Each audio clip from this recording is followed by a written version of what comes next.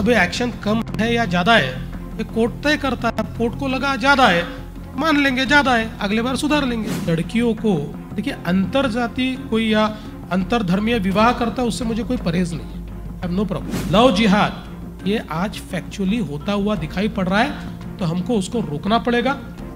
जो गलत काम कर रहे हैं उनको रोकना पड़ेगा। कि लव जिहाद के साथ साथ एक वोट जिहाद हमने देखा। पुणे में 19 साल की लड़की को अरेस्ट किया जाता है और कॉलेज उसको रस्टिकेट कर देता है।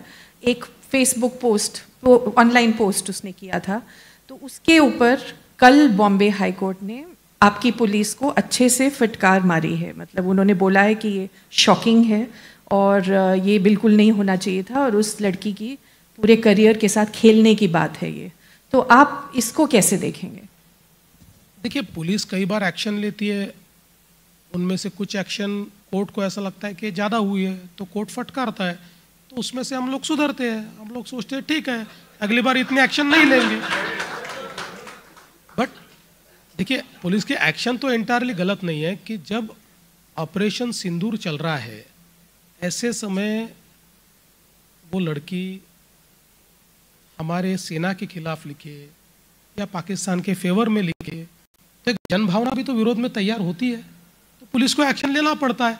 अब ये एक्शन कम है या ज़्यादा है ये कोर्ट तय करता है। कोर्ट को लगा ज़्यादा है तो मान लेंगे ज़्यादा है, अगले बार सुधार लेंगे।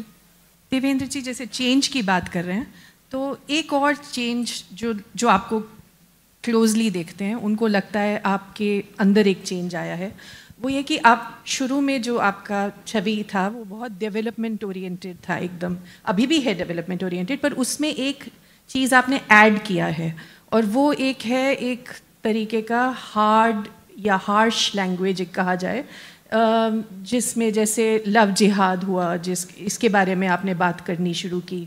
फिर ये जो लव जिहाद कमेटी भी आई थी आपने बिठाई है अभी, और ये एक जैसे होड़ सी है जिसमें आप भी ज्वाइन कर गए हैं।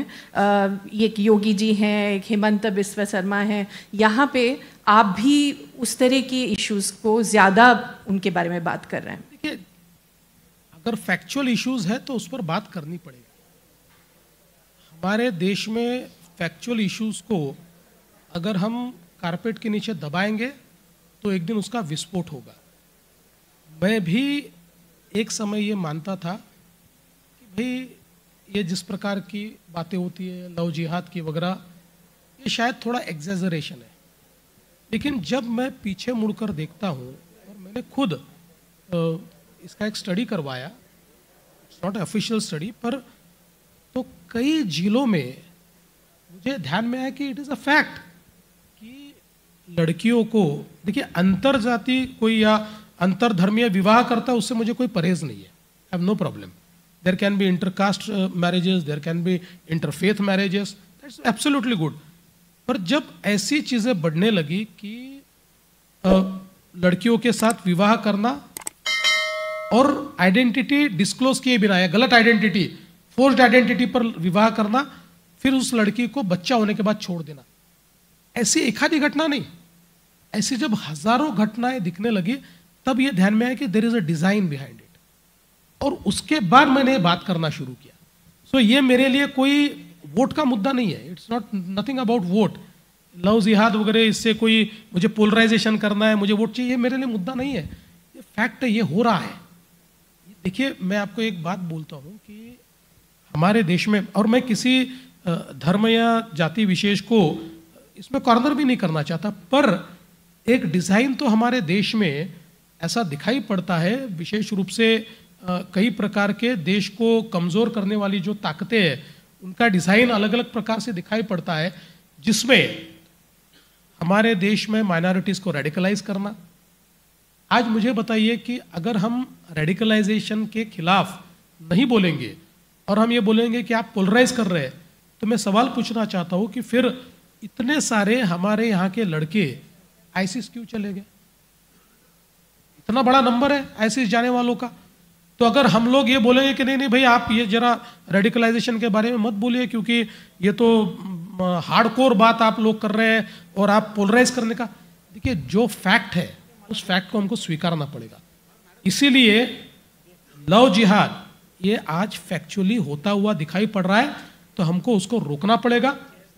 जो गलत काम कर रहे हैं उनको रोकना पड़ेगा, क्योंकि किसी न किसी के घर की बच्ची इसमें प्रताड़ित हो रही है और एक डिजाइन के साथ प्रताड़ित हो रही है। इसलिए मैं ये बात करता हूं और करूंगा। आपको लगता नहीं है कि इसका मिसयूज भी बहुत हो सकता है? जैसे एक और अब बात आपने बोली थी, ये this was I think Lok Sabha चुनाव के बाद आपने बोला था कि it was a contest between forces of anarchy and forces of nationalism. आपने बोला था ये पार्टियों के बीच की लड़ाई नहीं थी, ये forces of anarchy and forces of nationalism. Now अगर आप पूरी ऑपोजिशन को फोर्सेस ऑफ एनार्की का लेबल दे देते हैं, तो does that not disrespect the opposition first of all? And also आप अपनी तरफ से आप ये बोल रहे हैं कि बीजेपी खाली नहीं, हम फोर्सेस ऑफ नेशनलिज्म उतारना चाह रहे हैं उनको फाइट करने के लिए, तो आप अपने आप को भी कम कर रहे हैं। पहली बात तो यह है कि हमारा अपोजिशन हमसे लड़े, हम उसका स्वागत करेंगे, लेकिन वो है कहाँ? वो नहीं लड़ रहा है। आप देखिए, अगर आप लोकसभा में देखेंगे तो हमारे खिलाफ कौन लड़ा? भारत जोड़ो नाम का एक संगठन राहुल गांधी ने तैयार किया था। इसमें 180 संगठनाएं थी, 180, और उसमें से मैंने on the floor of the house मैंने ऐसी संगठनाएं गिनाई है जिन संगठनाओं को जब मनमोहन सिंह जी की सरकार थी, उस सरकार ने लेफ्ट विंग एक्सट्रीमिस्ट, या जिसको आजकल की भाषा में हम लोग अर्बन माओइस्ट कहते हैं, उनको अर्बन माओइस्ट के रूप में मनमोहन सिंह जी की सरकार ने घोषित किया, लोकसभा में उनकी लिस्ट जारी की। उस लिस्ट की संगठनाएं भारत जोड़ो के रूप में अगर हमारे खिलाफ लड़ाई करती है, कांग्रेस में दम ही नहीं था, वो कोई लड़ नहीं सकते थे हमसे। ये 180 संगठनाएं जो एक साथ आई, इन्होंने इसलिए मैं इनको अनार्किस्ट फोर्सेस बोलता हूं, ये अर्बन माओइस्ट है। इन्होंने जिस प्रकार की एक भावना यहां तैयार की, देखिए दो चीजें। अब मैं मेरे दूसरे बात पर आता हूं जिसके ऊपर शायद आप आगे पूछ सकती है, कि लव जिहाद के साथ साथ एक वोट जिहाद हमने देखा। ये वोट जिहाद अगर आप देखेंगे महाराष्ट्र में किस प्रकार का मतदान हुआ, तो आपके ध्यान में आएगा। अगर आप वोटिंग का पैटर्न महाराष्ट्र का सामने लाकर दिखाए, तो देखिए कि जहां माइनॉरिटीज है वहां पर जिस प्रकार का बिल्कुल पोलराइज वोटिंग हुआ है, वो वोट जिहाद था। वो किसने किया? एनार्किस्ट फोर्सेस ने किया। इसलिए मैंने ये कहा था कि पार्टियों से लड़ने की तो हमको आदत है, कांग्रेस आ जाए, एनसीपी आ जाए और कोई आ जाए, हमको इसकी आदत है, लेकिन फोर्सेस से लड़ने की हमारी आदत नहीं है, क्योंकि डेमोक्रेसी में हम पार्टियों से लड़ने के लिए तैयार हुए। फोर्सेस से लड़ना है तो फोर्सेस को लड़ना पड़ेगा। इसलिए मैंने नेशनलिस्ट फोर्सेस को कहा कि देखिए, एनार्किस्ट फोर्सेस नीचे जाकर लोगों के मन में भ्रम फैलाकर लोकसभा के चुनाव में उनको भ्रमित करके वोटिंग करवा रहे हैं, तो इनको जवाब आपको देना पड़ेगा। और नेशनलिस्ट फोर्सेस उतरे, और नेशनलिस्ट फोर्सेस ने जब एनार्किस्ट फोर्सेस का जवाब दिया, तो लोगों ने नेशनलिस्ट फोर्सेस को चुना। हमको ऐसी मेजॉरिटी दी कि महाराष्ट्र के इतिहास में आज तक किसी पार्टी को जो मेजॉरिटी नहीं मिली, वो लोगों ने हमको दी। नेशनलिस्ट फोर्सेस माने आरएसएस? आरएसएस है, और भी बहुत है। आरएसएस अकेला नहीं है, आरएसएस तो है ही नेशनलिस्ट फोर्स, और कई नेशनलिस्ट फोर्सेस है, उन सबको हमने एकत्रित किया।